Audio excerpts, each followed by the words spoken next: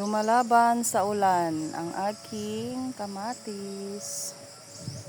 Kawawa yung aking garden, guys. So, halos 2 weeks kung hindi na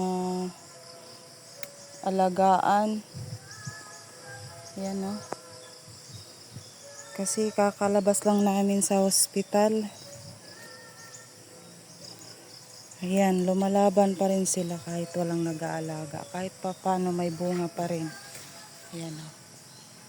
Yun nga lang, nagkaroon sila ng mga insekto dahil madalas ang pag-ulan-ulan, guys. Ay, sayang. Ayan yung aking okra na mamatay na. Ayan o, nagkaroon sila ng mga uod. Pati yung aking ampalaya, grabe, halos lahat wala na talaga. Ang dami pa naman sanang bunga o. Sayang. Akala ko lalaki pa yung mga to pero wala, lahat na halos sila. Ayan. Laban pa rin, magtanim tayo ulit pag Ngayon kasi tag-ulan kaya hindi talaga maiwasan na ganun yung mangyari sa ating mga tanim.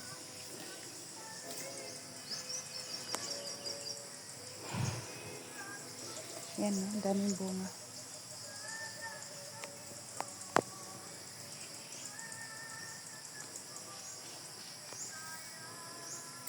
Kawawa.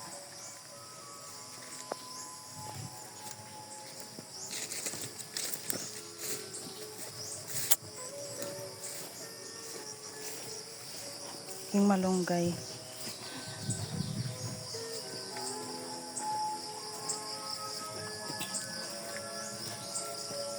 Laging maputik. Ito yung aking talong. Wala, halos may mga uod na, guys. Yan o, may tubig na yung aking mga sitaw.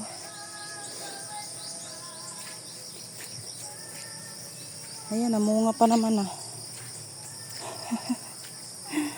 Oh, naku, papatay na to oh. Nag-yellow na yung niya. Sayang. Sayang na sayang ang pagod ni Inday. Ayan o, paulan na naman.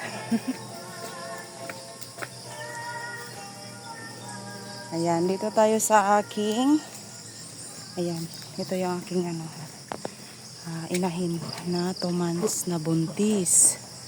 Kaya ayan yung lagi namin pinupuntahan dito para pakainin. Siya lang mag-isa dito, guys.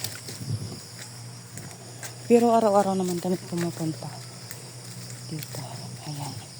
Tingnan ko yung aking mga patula. Yan aking kamote. Yan. At ito yung sigarilyas. Wala. Pahirapan sila sa paglaki. Ito rin yung aking patula. Wala na. Ayan, namulaklak na siya. Ayan, namunga na rin siya. Ayan. Kailangan lang linisin kasi tumubo na naman yung mga Ayan.